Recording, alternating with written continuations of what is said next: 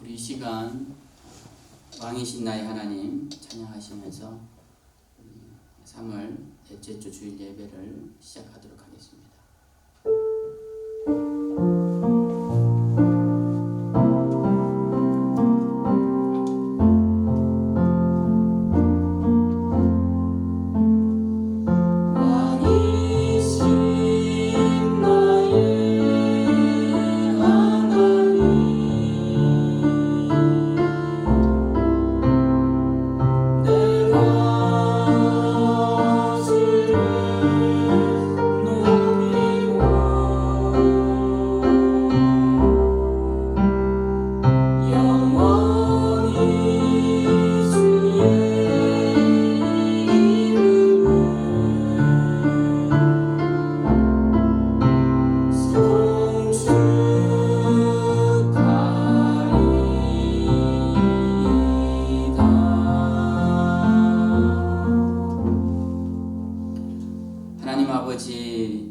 감사합니다. 거룩한 주일을 저희에게 허락하시고 주님 앞에 예배드리며 영광 돌리게 하시니 감사드립니다. 주님, 비록 한자리에 모여 예배드리지는 못하지만 하나님 우리의 예배를 받아주시고 예배하는 모든 심령들 가운데 한량한 은혜를 부어주시옵소서. 모든 것을 주님께 의탁드리고 감사드리며 살아계신 예수님 이름으로 기도하옵나이다. 아멘. 우리 시간 찬송 438장 찬양하시겠습니다.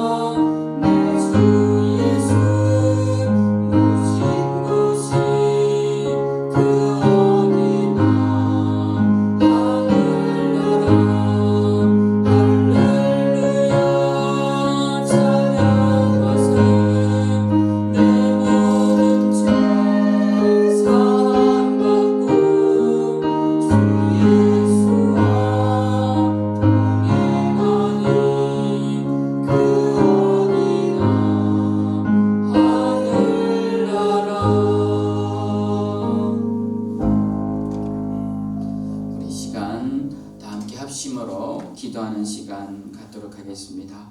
먼저 온 세계 가운데 닥친 큰 고난을 온 인류가 잘 극복할 수 있도록 위해서 기도해 주시고, 또 나라와 민족을 위하여 기도하시되 고통 가운데 있는 자들 위해서 기도해 주시고, 또 이를 위해 고생하는 우리 의료진들과 또 모든 공무원들과 모든 분들 이 재난을 잘 극복할 수 있도록 기도해 주시고, 또 우리 생명샘 교회를 위해 기도해 주시되 우리 성도님들 건강을 지켜주시고 또 어려울 때일수록 믿음 잘 지키고 신앙 잘 지킬 수 있도록 기도해 주시고 오늘도 예배를 통해 주님 영광 받으시도록 우리 다 같이 합심으로 기도하도록 하겠습니다. 하나님 아버지 감사합니다. 오늘도 저희에게 주님을 예배할 수 있는 귀한 시간을 허락해 주시니 감사드립니다.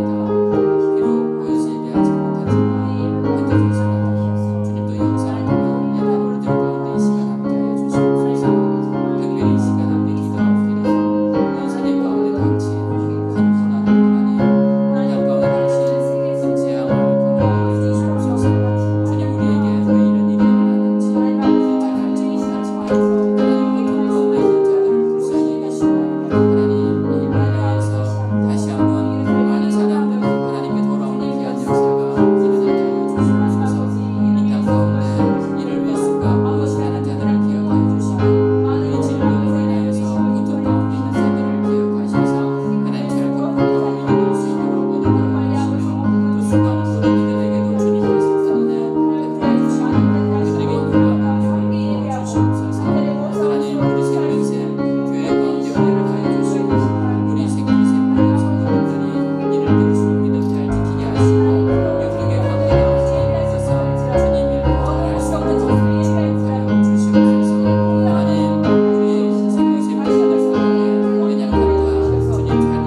우리 생명새 모든 가운데 연약함과 주님 잘 이겨내게 하여 주시고 우리들의 자녀들 매우게 흔들리는 흩어져 있는 자들을 지켜주시고 오가는 소식이 안녕되어 소식될 수 있도록 축복하여 주시옵소서. 하나님 오늘도 이 예배를 통해 주님 영광 받으시고 주의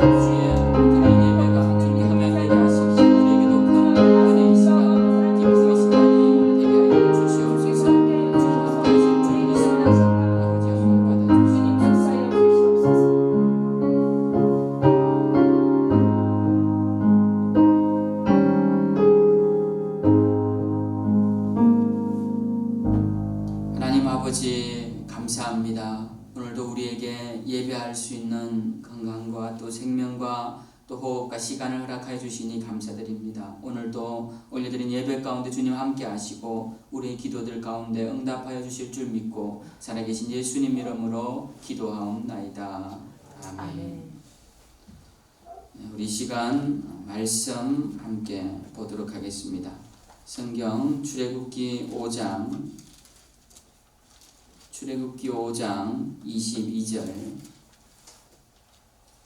22절부터 23절까지 말씀 함께 보겠습니다.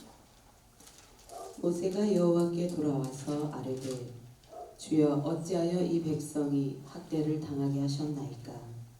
어찌하여 나를 보내셨나이까? 내가 바로에게 들어가서 주의 이름으로 말한 후로부터 그가 이 백성을 더 학대하며 주께서도 주의 백성을 구원하지 아니하시나이다. 아멘. 오늘도 우리 고난을 이긴 믿음의 조상들이라는 제목으로 말씀을 함께 나누고자 합니다. 현재 우리는 코로나 바이러스로 인해 큰 사회적 어려움에 처해져 있습니다.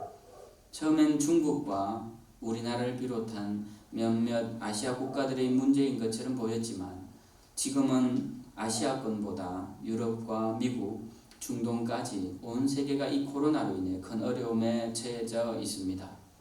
이 상황에서 대부분의 교회들은 온라인 예배와 가정 예배로 전환하여 한시적으로 예배를 드리고 있습니다. 우리 교회도 지난주까지 성전에서 예배를 드렸지만 경기 지역에서 일어난 소규모 교회들의 집단 감염 사태로 인해 경기도에서 지역의 교회들 대소를 막론하고 예배를 온라인으로 전환하도록 권고하고 있어 이번 주부터 2주 동안 온라인으로 우리 교회도 예배를 드리게 되었습니다. 이런 행정적 지도보다 더 우려되는 것은 지역사회의 기독교의 이미지, 교회의 이미지가 훼손되는 것이고요. 특별히 신천지 교도들의 폐쇄성으로 인해 지역에 끼친 악영향이 크고 그로 인해 건전한 교회들까지 도매금으로 회자되며 하나님의 영광이 가려지고 있는 상황이 안타깝게 생각됩니다. 지금 사회적으로 또 세계적으로 어려움을 겪고 있는 이 시점에서 우리는 고난에 대해 어떻게 대처할 것이며 사회적 문제뿐만 아니라 개인적 문제에 있어서도 어떻게 이 상황들을 극복해 나가야 할지에 대해 말씀을 묵상하는 것은 아주 중요한 일이라 생각되어 지난주에 이어 계속적으로 이 문제에 대해 함께 말씀을 나누고자 합니다. 사람이 인생을 살면서 고난 없는 삶을 살 수가 없는 것은 당연한 일입니다. 그 고난이 왜 왔느냐에 대한 문제는 본인이 가장 잘 알겠지만 가장 많은 경우는 자신이 잘못된 선택, 즉 악한 욕심 때문에 오는 경우가 대부분이고 또는 자신의 의지와 무관하게 타인의 잘못, 또 부모의 잘못, 또는 국가의 잘못, 또는 지도자의 잘못으로 오는 경우도 있습니다. 또 어떤 경우는 하나님의 영광을 위해 고난이 찾아오기도 합니다. 어쨌든 그 이유가 무엇이든 간에 고난받는 것은 모든 사람들에게 있는 일입니다. 중요한 것은 우리가 고난 앞에서 어떤 자세로 서 있어야 할 것이며 고난을 이기기 위해 우리는 어떤 신앙관으로 이 문제 앞에 서야 하느냐는 것입니다. 지난 2주 동안 저는 성경에 나오는 믿음의 선배들로 통하여 고난 앞에서 어떻게 우리는 서 있어야 하는지 살펴보았습니다. 오늘도 저는 성경에 나오는 한 훌륭한 믿음의 선배를 통해 고난 앞에서 우리가 무엇을 해야 하는지 함께 말씀을 묵상하고자 합니다. 오늘 우리가 읽은 본문은 모세가 하나님께 기도하는 장면입니다. 모세가 하나님의 명령을 따라 이집트 왕 파라오에게 가서 하나님의 백성 이스라엘을 보내달라고 요청을 합니다. 그런데 이 요청을 한 후 파라오가 이스라엘을 보내주는 것이 아니라 더 혹독하게 노예로 부리게 됩니다. 그때 모세가 오늘 본문의 기도를 하나님께 올립니다. 하나님, 왜 저를 이집트 왕에게 보내셔서 이스라엘을 데리고 오라고 하셨습니까?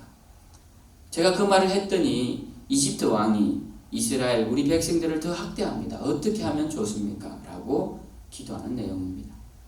사실 읽은 본문은 짧은 기도문이지만 저는 출애굽기 전체에 나오는 모세의 모습을 통해 믿음의 사람이 어떻게 고난 앞에서 문제를 해결하는지를 함께 묵상하고자 합니다. 우리는 문제가 생기면 항상 기억해야 할 것이 있습니다. 그것은 가장 먼저 기도해야 한다는 사실입니다. 하나님께 아뢰는 것입니다. 고난에 어떻게 대처해야 하느냐, 거기에 대한 질문에서 항상 우리는 맨 먼저 기도해야겠구나 라는 생각을 해야 합니다. 이 고난이 어떻게 나에게 왔는지, 이 상황을 어떻게 이해해야 하는지, 이 문제를 어떻게 해결해야 하는지 거기에 대해서 우리는 기도해야 한다는 것입니다. 기도는 고난을 해결하는 가장 중요한 열쇠이고 오늘 우리가 묵상하는 모세의 삶 가운데서도 기도는 중요한 문제 해결의 열쇠임을 보여주고 있습니다. 기도를 한다라는 것은 지금 우리가 하나님과 함께 있습니다라는 고백입니다. 기도를 한다는 것은 우리가 지금 하나님을 의지합니다라는 고백이죠. 기도를 한다는 것은 우리가 이 문제를 하나님께 맡깁니다라는 의미가 들어가 있습니다. 이스라엘 백성들은 아브라함, 이삭, 야곱으로 이어지는 자신의 조상들의 하나님을 잊어버리고 살았습니다. 가나안에서 애굽 땅으로 들어간 뒤에 이집트 땅으로 들어간 뒤에 그 이집트 땅의 풍요로움에 빠져 자기 조상들의 하나님을 잊어버리고 살죠. 그들은 이집트 총리였던 요셉의 후광으로 그 후손들도 안정되게 살아갑니다. 그러다가 세월이 지나면서 요셉의 업적에 대한 기억은 사라지고 이스라엘은 자신들의 정체성을 잃어버리게 됩니다. 이집트 사람들이 이스라엘 사람들이 어떻게 자신들의 땅으로 오게 되었는지 잊어버린 것처럼 이스라엘 사람들도 자신들이 누구인지 잊어버렸습니다. 그러다가 그들에게 고난이 찾아옵니다. 이집트인들이 이스라엘인들을 노예로 부리기 시작합니다. 그 정도가 점점 심해지고 이스라엘 사람들은 견디기 어려운 고통에 직면하게 됩니다. 그때 그들은 기억을 해냅니다. 그들이 바로 아브라함과 이삭과 야곱의 후손이라는 사실과 아브라함의 하나님, 이삭의 하나님, 야곱의 하나님으로 불리던 그 조상들이 섬겼던 하나님을 그때서야 기억해냅니다. 그리고 그 기억과 더불어 그들은 그 하나님께 기도를 합니다. 우리를 살려달라고. 현실이 너무 고통스럽다고 말입니다.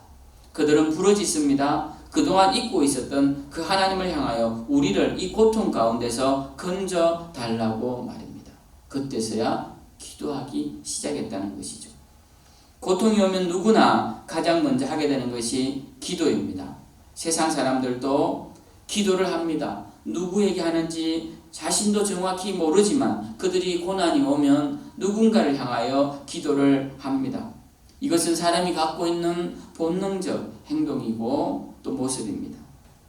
세상 사람들이 그러할지언정 우리 그리스도인들은 더 말할 것 없이 그래야 합니다. 세상 사람들이 누군지 모르고 기도한다면 우리는 분명한 우리의 기도의 대상이 되신 하나님께 기도해야 합니다. 세상 사람들의 기도와 다른 것은 바로 하나님께 예수 그리스도의 이름으로 그분의 은혜를 힘입어 기도해야 한다는 사실입니다. 오늘 성경에 나오는 모세도 기도의 사람이었습니다. 원래 모세는 기도보다 자신의 능력을 더 신뢰하던 사람이었습니다. 모세는 이집트 왕자로서 출세와 안정이 보장되어 있었습니다. 그러나 그 마음속에는 고통받는 자신의 민족이 있었고 그들을 위해 그는 무엇인가 할 수 있는 존재일 거라 스스로 생각했습니다. 그런데 막상 왕궁에서 훈련받은 자신의 훌륭한 지식과 능력들을 자신의 동족들이 외면했고 그는 그 속에서 절망하게 됩니다.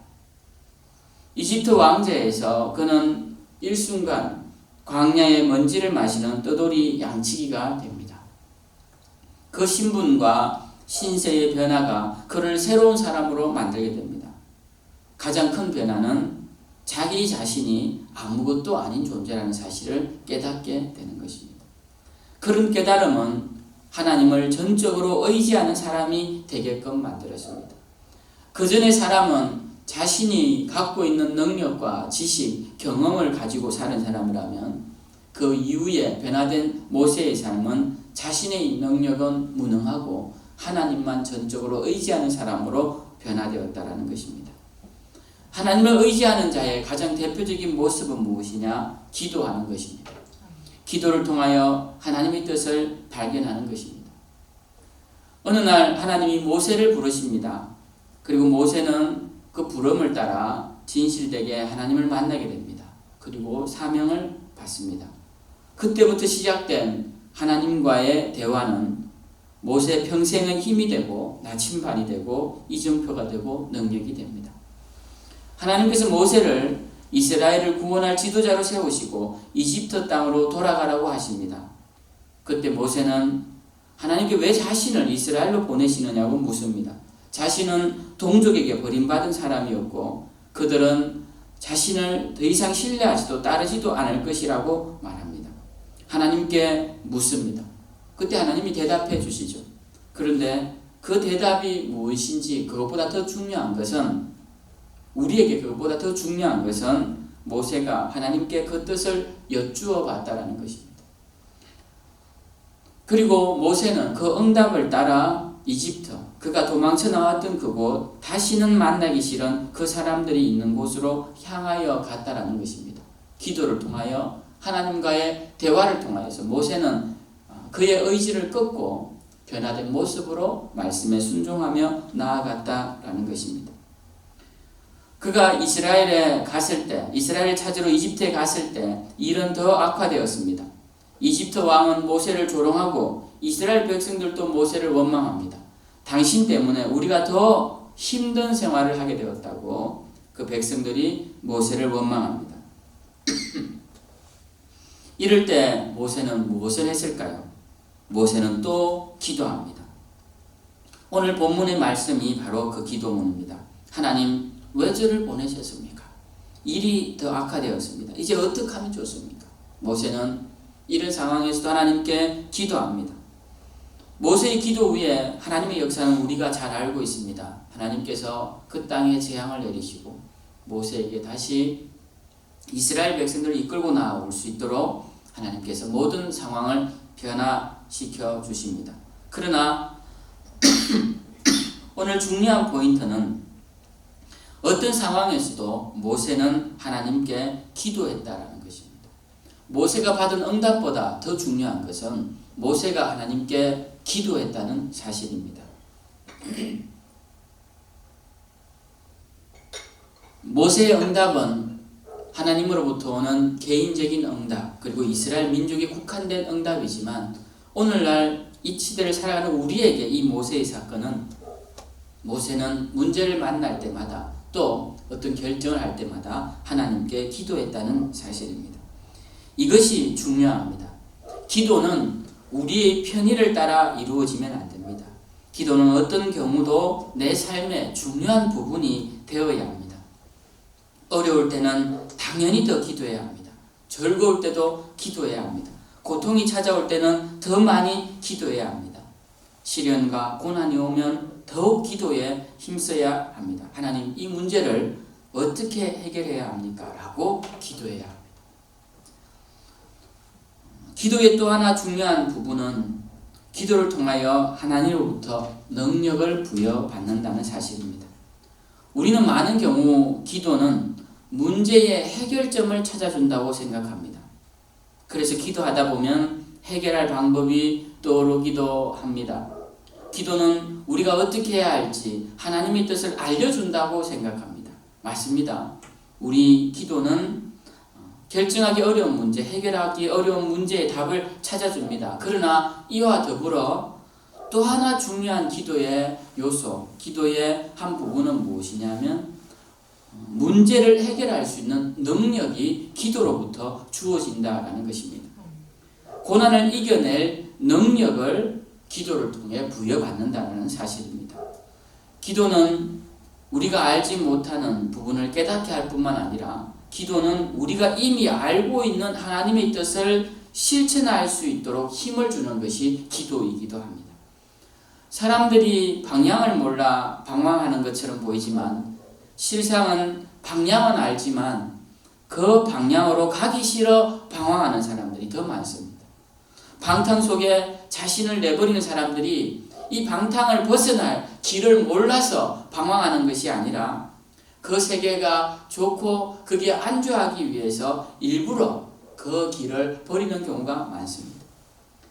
술과 마약과 도박과 같은 쾌락을 따라 자신을 포기하는 사람들은 이러면 안 된다는 걸 알면서도 계속 그 속에 있는 사람들입니다.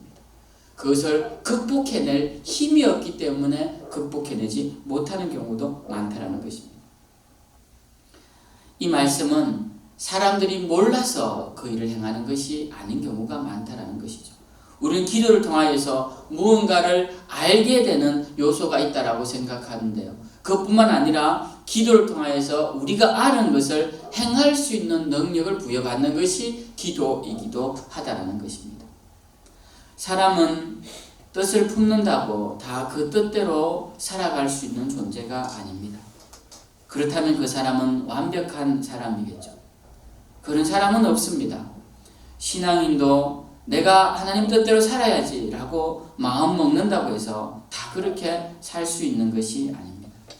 우리 힘으로 어쩔 수 없는 순간 이 길이 내가 가야 할 길인 줄 알면서도 그 길을 가지 않고 있는 자신을 우리는 종종 보게 됩니다. 이럴 때 우리에게 필요한 것, 이렇기 때문에 우리에게 필요한 것 바로 기도입니다. 기도를 이야기할 때 우리는 겟세마네 동산의 예수님의 기도를 많이 이야기합니다. 그 기도를 살펴보면 예수님께서 그 동산에서 기도하실 때 하나님의 뜻을 몰라서 기도하신 것이 아닙니다. 예수님은 하나님의 뜻을 이미 알고 계셨습니다. 고난의 잔을 마시는 것, 하나님의 백성들의 죄를 대신해 고난의 죽음, 고통스러운 죽음의 자리로 가야 한다는 사실을 알고 계셨습니다. 문제는 그 고난의 잔을 마시기가 두려웠던 것입니다. 그래서 주님께서는 그 고난의 잔을 마시는 것이 너무 힘들어서 기도를 하셨던 것이죠. 사명의 잔을 마실 수 있게 해달라고 기도하신 것입니다.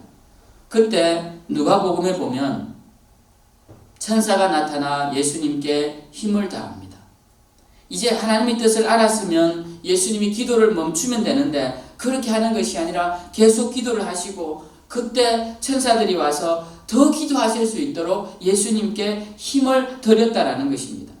이것이 무엇을 의미하는 것일까요? 기도를 통해서 우리에게 무엇이 주어지는 것일까요?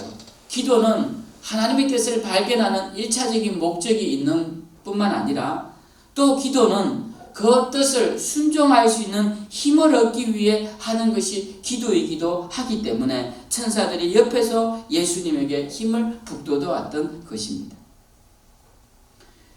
예수님은 겟세마네 동산에서 기도를 하시러 가시기 전에 제자들에게 이런 부탁을 합니다. 기도해라. 너희도 기도해라. 그 이유를 유혹에 빠지지 않기 위해 기도해라 라고 말씀하셨습니다. 그리고는 주님은 가셔서 기도하십니다. 능력을 받기 위하여서 사명을 감당할 수 있도록 그렇게 간절히 기도를 하십니다. 어떻게 기도하시느냐? 땀이 피가 떨어지듯이 그렇게 뚝뚝 떨어질 정도로 그렇게 간절히 기도를 하십니다. 그렇게 기도하시고 난 뒤 오셔서 제자들에게 다시 말씀하십니다. 자고 있는 제자들에게 어찌하여 자느냐? 기도해라. 왜 기도해야 되느냐? 시험에 들지 않기 위하여 기도하라는 것입니다. 기도는 왜 해야 하느냐? 기도는 우리를 유혹에 빠지지 않도록 하는 능력을 주시는 것이 기도이기 때문에 기도를 해야 합니다. 기도는 우리를 시험에 빠지지 않도록 하기 위한 능력을 주는 것이 기도이기 때문에 우리는 기도해야 합니다. 그래서 예수님은 우리에게 기도하라 라고 말씀하신 것입니다. 사람들이 유혹에 빠지는 것이 유혹인지 몰라서 빠지는 것일까요? 사람이 시험에 드는 것이 이게 시험에 드는 것인지 몰라서 드는 것일까요?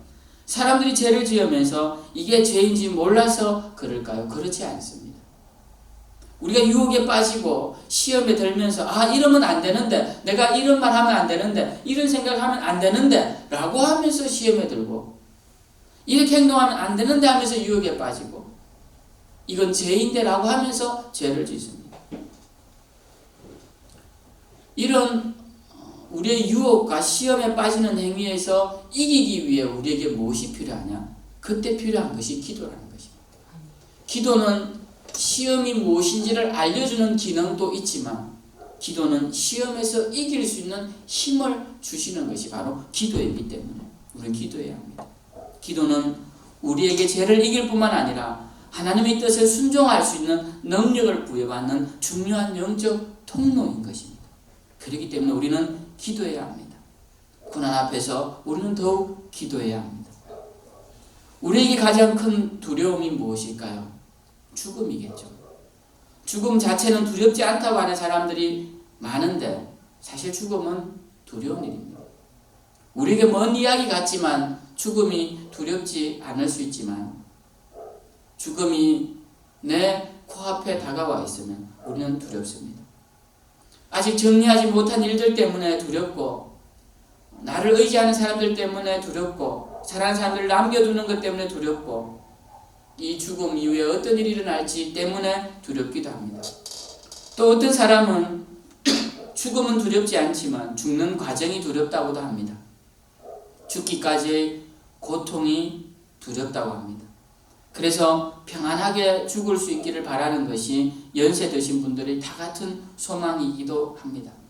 어떤 경우이든 간에 죽음은 우리에게 가장 큰 두려움입니다.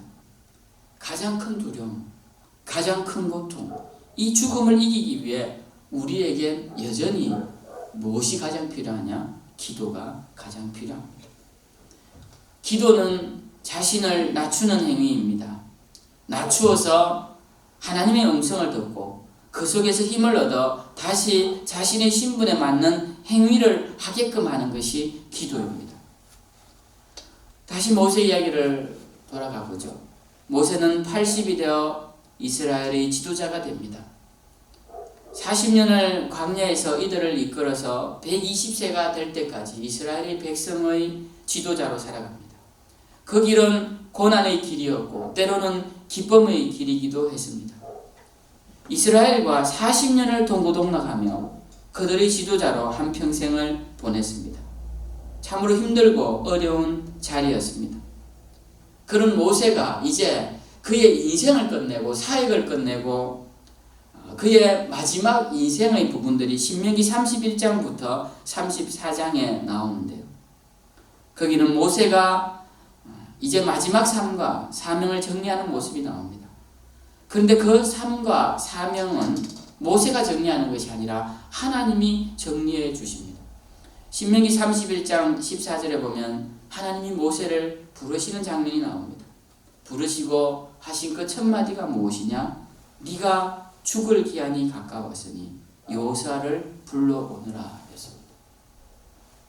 이 말은 다른 말로 좀 편하게 번역을 하면 너는 죽을 때가 가까웠으니 이제 너의 자리를 여호수아에게 물려줘야 할 것이다. 그러니 여호수아를 불러오너라 라는 말씀입니다. 여러분 이건 참 모세 입장에서 보면 섭섭할 수 있는 일이죠. 어떤 분이 목회를 40년 했는데 하나님이 부르셔서 너는 이제 사역 그만하고 죽을 때가 되었으니 그 다음 후임자를 내가 누구누구를 정했으니 그를 불러오너라 라고 한다면 물론 하나님이 직접 그렇게 말씀하시면 대부분 순종하겠지만 어떤 사람을 통하여 그런 이야기를 듣는다면 실족하게 될 수도 있을 것입니다. 오늘 하나님은 모세에게 그의 인생 마지막에 하신 첫 마디는 너는 죽을 날이 가까웠다라는 것입니다. 그러니 사역을 이제 인계해 주라라는 것입니다. 그리고 마지막으로 하나님이 모세에게 주시는 사명이 있는데 그것은 노래를 지어라는 것입니다. 죽기 전에 노래를 지어라. 어떤 노래를 지어야 하느냐? 내가 너희 이스라엘에게 어떤 존재였는지 그리고 내가 너희 이스라엘에게 어떤 은혜를 베풀었는지 모세 네가 노래를 지어라.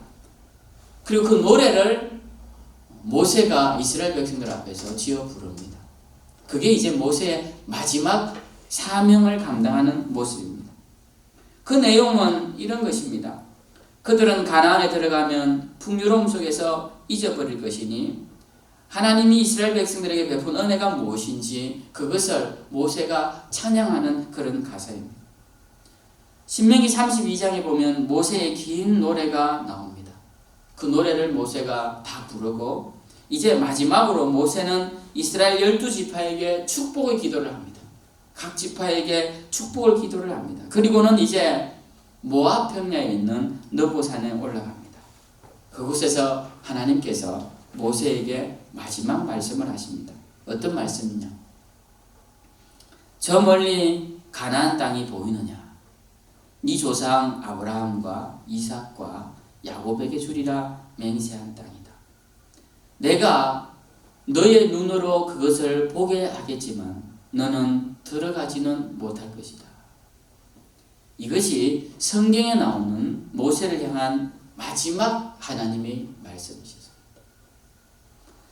모세는 그의 마지막도 하나님의 음성을 듣는 사람이었고 하나님과 함께하는 사람이었고 하나님 말씀에 순종하는 사람이었습니다. 하나님은 모세에게 40년 이스라엘을 이끄느라고 수고했다 라는 말씀은 성경에 나오지 않습니다. 한마디쯤 해주시면 좋지 않을까요? 그건 우리 생각입니다. 그런 헛된 생각은 할 필요도 없습니다. 하나님은 모세에게 31장부터 34장까지 모세의 인생 마지막 부분에 하신 말씀은 죽을 것이라는 말씀과 노래를 지어 부르라는 말씀과 그리고 내가 이 땅을 보여주기는 하지만 들어가지는 못할 것이라는 말씀이셨습니다. 어떻게 보면 모세는 한평생을 가나안 땅에 들어가고 싶어 광야에서 이스라엘 백성들과 함께 살아온 지도자였습니다. 그의 꿈은 그 가나안 땅에 들어가는 것이었을 것입니다. 그러나 하나님은 그것을 하지 못한다고 하십니다. 우리는 흔히 하나님께서 수고한 자들에게 큰 축복을 주실 것이다. 이 땅 가운데 그런 생각을 합니다. 근데 정말 하나님께 사로잡힌 사람들은 그런 생각을 하면 안 됩니다. 하나님께서 가라고 한 자리에서 가고, 하나님께서 죽으라고 하는 자리에서 죽고, 하나님께서 여기까지가 너의 몫이다라고 하는 자리에서 내려놓을 줄 알아야 합니다. 모세는 이 마지막 말씀을 듣고 이제 역사의 무대에서 총총히 사라집니다. 그는 혼자 이 느보산 그리고 이 모압산 골짜기에서, 모압에 있는 산 골짜기에서 홀로 죽음을 맞이합니다. 많은 사람들이 그를 추모할 만도 한데, 그를 따르는 수많은 제자들과 그를 따르는 가족들과 그를 존경하는 많은 사람들 앞에서 멋있게 마지막을 수많은 사람들 앞에서 죽을 수도 있었는데, 모세는 아무도 없는 곳에서 혼자 죽습니다. 어떻게 죽었을까요? 아마 하나님께 무릎 꿇고 기도하다가 옆으로 쓰러져서 죽었을까요? 아니면 산을 그냥 묵묵히 걷다가 어느 길것 옆에서 쓰러져서 죽었을까요? 어떻게 죽었는지 성경엔 나오지 않습니다. 그러나 분명한 것은 그의 죽음은 호화롭지도 드라마틱하지도 그 시신을 찾을 길 없는 조용한 죽음이었다는 것입니다. 그는 마지막 죽음의 순간을 통하여서도 하나님께 순종하는 자였던 것이고, 하나님의 음성에 순종하는 자였던 것이고, 하나님과 동행하던 자였던 것입니다. 모세는 하나님과 동행한 것으로, 하나님의 뜻을 따라 걸어간 것으로, 그래서 마지막도 죽으라고 할 때 죽는 그 순종함으로 신앙의 길을 걸어간 위대한 믿음의 사람 모세였습니다. 그는 기도의 사람이기도 했습니다. 그의 온 생애를 통해 하나님의 음성을 듣고 그 말씀에 순종하던 사람이었습니다. 이제 말씀을 마치고자 합니다. 우리의 삶에도 고난과 고통, 괴로운 일들이 많이 있습니다. 장례 예배를 드릴 때 많이 부르는 찬양에는 이런 구절이 있습니다. 괴로운 인생길 가는 몸이 평안히 쉴 곳이 아주 없네. 걱정과 고생이 어디는 없으니 돌아갈 내 고향 하늘나라. 맞습니다. 고난 없는 삶, 고통 없는 삶은 없습니다. 그러나 우리에게는 기도가 있습니다. 그 기도의 능력이 우리를 고난에서 이기게 하시고, 고통에서 견디게 하시고, 괴로운 인생길에서 소망을 갖게 하실 것입니다. 오늘도 기도의 능력으로 하나님의 뜻을 발견하시고 그 뜻을 순종하며 우리에게 주어진 한 날이 하나님을 기쁘시게 하는 의미 있고 복된 날이 되시길 주님의 이름으로 축원드립니다. 우리 이 시간 다 같이 찬송 450장 함께 찬양하도록 하겠습니다. 찬송 450장입니다.